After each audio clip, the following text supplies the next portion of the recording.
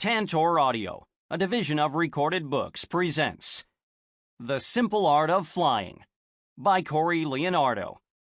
Narrated by P.J. Ochlan. Soli Deo Gloria. A fish, strike that, bird story. Call me Ishmael. I ate that sentence once, in a thick steak of a novel. It wasn't my usual diet of Frost, Whitman, Keats, but it tasted all right anyway.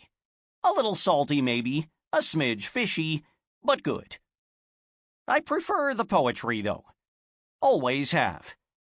Since the first time I wrapped my beak around the meat of a Norton anthology, I was a fish on a line. Hooked. When all your tongue has known has been the blandness of phone books, the sour snack of tax forms, the cardboardy flavor of cardboard, that first bite of Shakespeare is nectar, I tell you. Almost makes a fella forget there are other books to chew, the way it satisfies long. In the act of remembering, regurgitating, it fills the taste buds once more. Call me Ishmael. I ate that sentence once, and knew it would come back to me to be savored again, if ever I set out to write my story. And it has. Just like the poems, it's come back, filled my beak, taken flavors old and new, same and different. I am a bird. These are my poems. This is my story. Call me Alastair. Notes. 1. Call me Ishmael. Famous first line of Herman Melville's Moby Dick. 2. Norton Anthology. A particularly delectable book of poems. Part 1. A Tale of Two Parrots, or Gone with the Wing. Chapter 1. You're born blind, so you only hear things at first. The crack of your shell, the whirring lullaby of the air around you, the muffled pips and peeps inside the two eggs nearby. You manage by a series of guesses those first few days, and without much else to go on, the things you hear stick with you. It wasn't a few hours before I heard my first whopper of a tale, my first fish story. Alastair, that's you. Psittacus erithicus erithicus. Bird. And I'm Fritz. Homo sapiens. That's Latin for wise man. It just means I have a bigger brain and I'm top of the food chain. Right. Apparently, I was born an African gray, a parrot, a bird of small brains. Doesn't sound suspicious at all. But it wasn't the Latin lesson or being told I was different that I remember most about that first evening. It wasn't the shock of cold air rushing inside my shell, or the terrible task of scrabbling my way out. It wasn't even that first thrilling sensation when one moment you're curled tight as a pencil shaving, and the next you're free as a bird, if you'll pardon the pun, and the world is closer, louder, at your very wingtips. No. What I remember most about that first day is that I was tired. Even as I listened to the two tiny voices calling for help inside those two other shells, I fell asleep. And by the time I woke up, one of those voices was gone. Fritz Feldman's Official Medical Logbook. Medical Log, May 6th. Today in English, Mrs. Cuthbert said that if I wanted to become a doctor someday, I should start writing like one. And oh my Lanta, I thought that was a great idea. So here starts my official medical log. Age, 11 years, 10 months. Weight, 122.3 pounds. Height, 53 inches, if I measured right. Current status, 1 ingrown toenail, 2 spider bites, 1 possible heart palpitation, questionable lump. I think that about covers the medical stuff. I guess I should tell you a little bit about me. There are probably only 2 really important things you should know. 1. I want to be a medical practitioner when I grow up. That's a doctor in regular terms. My dad's an accountant at a big hospital with all kinds of doctors. Brain surgeons, heart doctors. I'm actually not sure what kind of doctor I'll be, but I'm pretty sure it won't be one of those. I don't want to specialize in the emergency stuff either. Or geriatrics. That's medicine for old people. Nothing where you have to try to save somebody's life. 2. I'm the only almost 12-year-old I know who has a job. I work at Pete's Pet and Parrot Shack every Monday, Wednesday, and Friday after school. It's not exactly legal, but Mom said it was okay since she works late and Grandpa isn't there to let me in after I get home from school anymore. She worries I'll get locked out again, like that time the neighbor's dog was sniffing around the rhododendron bush and ate our hidden key. P.S. Did you know you can get frostbite in just 30 minutes? It's true. I didn't get frostbite because it wasn't exactly cold, but anything's possible. At least at the shop, Mom knows where I am. And if anyone asks, I tell them Pete's technically my childcare technician. Pete says not to mention the $5 he gives me every day. It's a good job. I mostly sweep and stock shelves, but sometimes it's exciting. Like when I get to take a sick guinea pig to the back and put him in the infirmary to get better. Or when a shipment of 24 tarantulas comes in, and I have to show Pete that his handwriting on the order really does look like a 24 and not a 2. That's why I get to fill out all the orders now. Or like today, when I got to watch a baby African gray parrot hatch. I was the very first person in the whole world to welcome him to Earth. That's a big responsibility, I think. I didn't really know what to say, so I just introduced myself, and I kind of gave him a name. And just to keep him company, I told him about his genus and species, and the differences between primates and birds. Thumbs, for example. Stuff like that. But later, when I was cleaning out litter boxes in the back, I noticed one of the other eggs didn't look right. A tiny bird was halfway out of his shell, and he wasn't alive.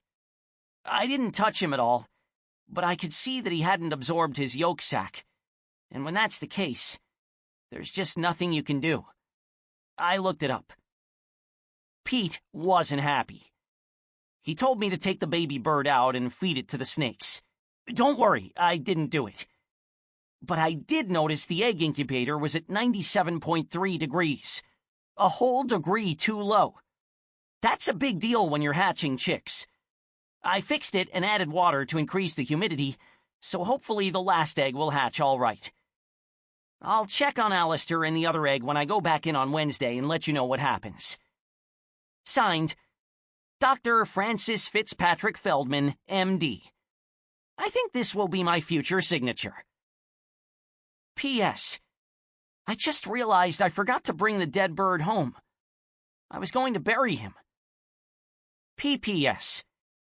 I don't know why I'm telling you this, but during lunch today, I found $1 in the school library's Latin dictionary. I didn't want to be sneaky, so I gave it to Mr. Hall, the librarian, and as I was leaving, this little old lady who was helping him put books on the shelf waved her feather scarf at me and shouted, "Ah, rara avis, farewell." It was kind of weird. Note to self. Remember to look up what rara avis means. From the desk of Albertina Plopky. Dear Everett, I bought a feather boa the other day. A lovely red one. I know you'll think I'm a bird brain, but I truly needed it. I wore it to the post office. I wore it while getting my hair set. I liked that boa so much, I wore it to church. Betty, Joan, All the girls loved it. Dolores Greenbush thought it was scandalous, but I told her, Dolores, if the good Lord made a cardinal, he obviously has no problem with red feathers. That shut her up. Anywho, I took my boa to the market yesterday. I'd just gotten my oatmeal and 2 bananas when somewhere around the canned peas, that cell phone Henry gave me started ringing. It was the school looking for help in the library for a few hours, so I quickly bought my things and skedaddled on over there. Well, I'll be darned. It wasn't until my curls hit the pillow later that night that I realized I never bought food for the fish. I didn't bother changing out of my nightdress, just threw on my slicker and boa and headed on down to the pet shop since it's close. Peter was just locking up when I got there, but you know me. I got my ways. And there I was, waiting for my fish flakes, when next thing I know, doesn't he come out of the back room throwing a fine fit over a dead bird? Said he'd told his stock boy to get rid of it earlier. Went on and on about it. Out of nowhere, I said, Peter, you go on and get me a box and I'll take care of it. He did it. He boxed it up. And I walked out carrying my fish flakes and an expired bird. Well, I wasn't about to bring the poor thing home where Tiger could get to it. It deserved a proper burial. A burial at sea was too dramatic. The dumpster behind the building just wasn't kind. I thought about burying it in your flower boxes, but that seemed crowded. And I couldn't go digging up a spot in the park on property I didn't own. I did all I could think of. You guessed it. I went to the cemetery. It was closed when I got there, but I marched myself past those no trespassing signs and buried it there on the only piece of land I got. It almost felt right, too, like a cemetery was the proper place for a bird. Who knows if the little twittering ghost of the thing won't be singing over the flowers, building nests in the crooks of the stones, and making friends with all our dearly departed. Animals do have a way of keeping people company, I told myself. And then I had a thought. What if I planned my own little get-together? You know, with some old folks and some animals. I could make a flyer. I'll invite the gals. Not Dolores, she's a pest. I think that could catch on, don't you? Oh, would you look at me? I've been rambling away here. I was only meaning to give you an update on Henry. Tried calling when I got home, but he was working late again. I told his machine that if he can spare a minute, he should give his old mother a ring. For all he knows, I've been carted off to jail for trespassing. And you know what they say? There's no end to the mischief an 80-year-old woman can get into when wearing a red feather boa. Love, your glamorous criminal of a wife. P.S. Forgot to mention, while I was volunteering in the school library today, I took the opportunity to hide a few dollars in books, just like I used to when Henry was little. It got that little penny pincher to read, remember? Well, one very honest young man found one of the bills and turned it in. I thought it was real respectable. A rare thing these days. I bet he calls his mother all the time. Chapter 2. Pete blows into the back room of the pet shop, makes a beeline for the line of glass cases across the way, and dumps an exceedingly large rabbit into an empty one. "Babs," grunts the guinea pig next door. "Porky," answers the rabbit in a throaty voice. "back here in the infirmary again? I was hoping you got sold this time." "Sold? And leave you?" Porky's eyes twinkle mischievously. "You couldn't live without me, Babs." "I'd manage," she replies coolly. Behind me, Aggie's voice chirps out from under a towel. "Alastair, you can count to 10 now. I've got my hiding spot." At Aggie's insistence, we've played about 100 games of hide-and-seek over the last few weeks. Being that there are only 2 places to hide, under towel number 1 or under towel number 2, it's not very challenging. But I oblige. All right, Ag, here goes. 1, 2... In the far corner of the room, Pete tears a box off the shelf and begins to untangle the mangled knot of leashes inside when there's a rap on the storeroom door. He looks over his shoulder and frowns. "I may have mentioned this on the phone every day for the last 5 weeks, Mrs. Plopky," he shouts. "But you can't take the expensive stuff. I'll let you borrow some tarantulas for your little dance party. I'm up to my ears in tarantulas, but nothing else." I continue to count. 3, 4... "Now, Peter," says a muffled voice from behind the door, "I'm not looking to give anybody a conniption with your spiders. Lord knows everyone signed up for my Polka with Puppies group is pushing 100. No, this is supposed to be a nice senior social hour, with animals." 5... Pete slaps a hand over his face and groans. "Mrs. Plopky, you're a swell customer. But if I start letting you borrow pets for all your little shindigs, people are going to start coming in here with the same idea. Use one of your own animals. What about that cat I sold you?" "That cat?" The door bursts open, and the squat shape of an old woman with red feathers around her neck steps inside.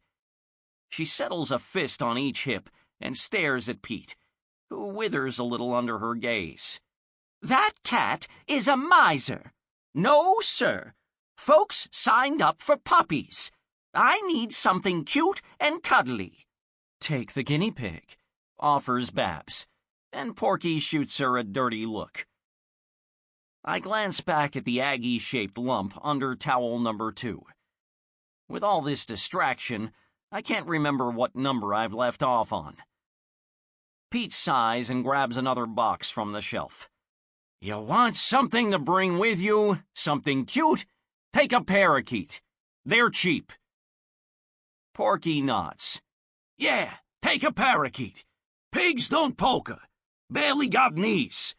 Besides," he coughs unconvincingly, "think I got a touch of the swine flu." A regular in the infirmary, Porky's forever faking an illness for what he calls a trip to the sauna. An incubator, his own food dish, and a few days away from the kids and customers, and Porky's a new pig. I mean, rodent. This particular trip, however, has been no spa visit. He had a run-in last week with a piece of plastic broccoli some kid threw in his cage. "Thought it tasted a little rubbery," Porky said later. "Or what about this guy here?" suggests Pete, gesturing to Porky. "See? That sounds fun. Guinea pig polka, or whatever you're calling it. Or how about..." Pete looks thoughtful. "Jig with some guinea pigs." Porky promptly chokes on a pellet. "Jig with... Jig? I'll give you a jig with a guinea pig." He heaves another pellet in Pete's direction. It misses by 20 feet. "Thought you were a gerbil there for a second, McPorkster," Babs says with a smirk. She raises an eyebrow and waits. Porky takes a long look at her, sniffs, and returns to his food bowl. "I got much more refinement than a gerbil," he growls. Meanwhile, back in our incubator, Aggie's given up on our game. "Who's that?" she asks, joining me at the glass and nodding at the visitor. She gives a little cough, and I frown. That's the 4th cough today. "I don't know," I answer slowly. "Never seen another human back here but Pete and that Fritz kid." Aggie coughs again. "I like her feathers." Mrs. Plopky wanders past the glass boxes of the infirmary. "Guinea pigs just don't have that pizzazz," she's saying, tapping a finger against her chin. Pig's got pizzazz, Porky mutters from his case. Mrs. Plopky turns and scans the room a final time, her finger tap-tap-tapping away. All at once, her eyes land on me. How about a parrot? Pete leaps from the box of chew toys he's half inside and smacks his head into the hanging light bulb, sending it spinning in circles. It knocks his cap off, and the top of Pete's head gleams like a beacon with every swing of the bulb. I scowl. Feather picker. No parrots, Shouts Pete. Parrots are money in the bank. I hate parrots, but parrots pay the bills. Aggie gasps. He don't mean it, hun, Says Babs. He means it, Says Porky. It's okay, I tell Aggie. Pete just doesn't want to give you up because he loves you so much. It's wholly untrue, but Aggie's sensitive. Oh, Aggie brightens. oh, of course. Pete's so funny like that. A real hoot, I say through clenched beak, as Pete scrambles to gather his hat from an open box of cat collars. The light continues to sway over his bald patch. I scowl again. It's quite the nasty trick Pete takes such care of the long gray feathers that peek out from under his baseball cap. I'd admired them for a while. So did Aggie. Until one day he took that cap off. Balder than a chick up top. There's nothing worse than a feather picker. They tend to be anxious sorts. They lack confidence, self-control, feathers, obviously, and a good amount of brain cells. Familiar with the term bird brain?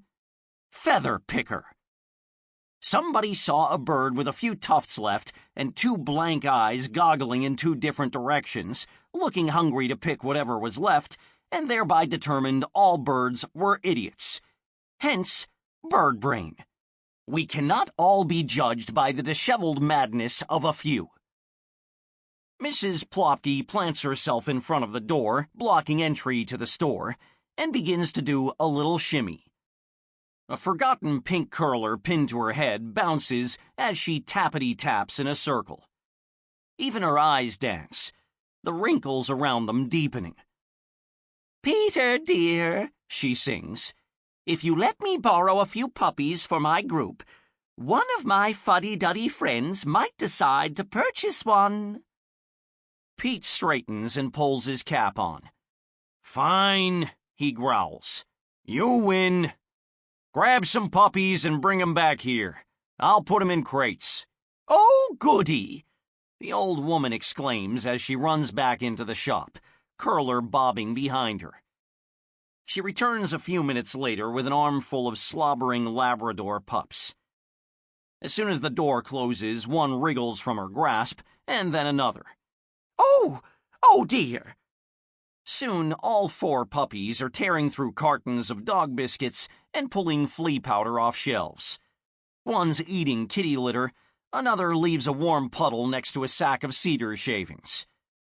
The room's a riot of barking and Pete's cursing, but at last the puppies are wrangled up and locked in carriers. Go on and put them in my car, Peter, says Mrs. Plopky, straightening the feathers around her neck. She reaches up and pinches Pete's cheek. I'll have them back by Tuesday. And don't you worry. I'll tell all my friends about you. Pete grunts, clearly annoyed he's been duped into the whole business, but obeys. And I'll make you a pie. I'm a very fine pie baker, she shouts after him. She tucks her pocketbook in the crook of her arm, and turning to leave, spots our case again, stops, and peers inside. I hide myself under a loose corner of towel, while Aggie flaps her wings and garbles a greeting. Well, would you look at that, she says to Aggie. Aren't you a little darling? She turns her sights on me then, and I try my best to melt into the corner. And you? Behind a pair of thick glasses, The watery blue of her eyes bores into me. "You?" she says again. "You're no darling, are you?" The corners of her mouth curl. I swallow. I'm not sure I appreciated that comment, even if it is true. "Cat got your tongue?" Mrs. Plopky asks, as if I'd ever let that happen. In a flash of pink skin and spiny feathers, I rush the glass, squawk, and snap my beak, thinking it should scare her off. She doesn't seem to notice. "That's what I thought. You're no darling, but you're feisty." "I like feisty," she says, then points at my feet. "Don't look now, but you stepped in a little something." She trots out into the shop, and the door swings on its hinges and comes to a groaning stop. I look down at my feet. A little something. Well, that's a nice way of putting it. Chapter 3. "When do you think we'll eat?" Aggie asks. I crane my neck to get a peek at the space under the door, and sure enough, the thread of light's been snuffed out. I put on a brave face. "Pretty soon, I think," I answer. Aggie flaps her wings and grins. "Oh, good, because I'm starving." The barks, squawks, squeaks, and purrs in the pet shop quieted long ago. Somewhere on the sales floor, crickets chirp faintly from inside those $3.99 styrofoam containers they get themselves stuck inside. A hamster falls out of the wheel he's been sleeping in. Here and there, the snore of a turtle drifts through the dark. Across from us, Porky's fallen asleep in his food dish, mouth agape. A string of drool gleams in the dismal light of the exit sign. All right, so I lied about the pretty soon part. Crickets, snoring, drooling in the dark. You add it all up and it means only one thing. Old Pete will not be returning to feed us. It isn't the first time. Not the first time I've thought about taking a nice bite out of him either. Pete says he hates parrots. The feeling's mutual. "I bet Pete's just feeding the puppies first this time, huh?" Aggie says, shaking her head sadly. "Poor Mama Pete. So many mouths to feed. We'll just be patient. Right, Alastair?" I smile at her and feel a little of my anger fall away. If anyone is a different species, it's my sister, Aggie. She came into the world in a warm beam of incubator sun, a full 3 days after my own entry. Aggie's first words to me, "Oh, there you are," as if she were the one waiting on me and not the other way around.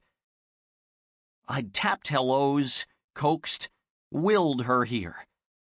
And after I helped her chip away at her shell, she arrived like a tiny sunrise and with so much light. I never did ask if she'd heard the voice inside the other egg.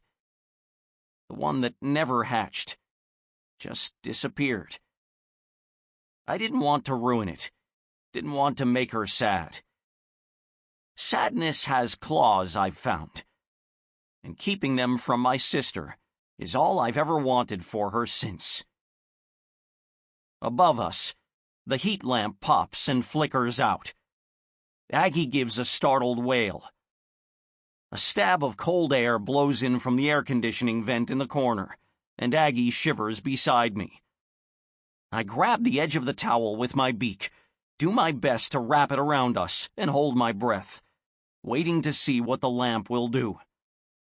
A night without heat is certain death for a pair of hatchlings. Aggie pats me with a thorny wing, and her beak chatters. "Don't worry, Alastair. Pete won't let us down." Out of the quiet depths of the pet shop, the rabbits cackle. A puppy yelps and goes silent. Something hoots in the distance, and Aggie cocks her head, listening.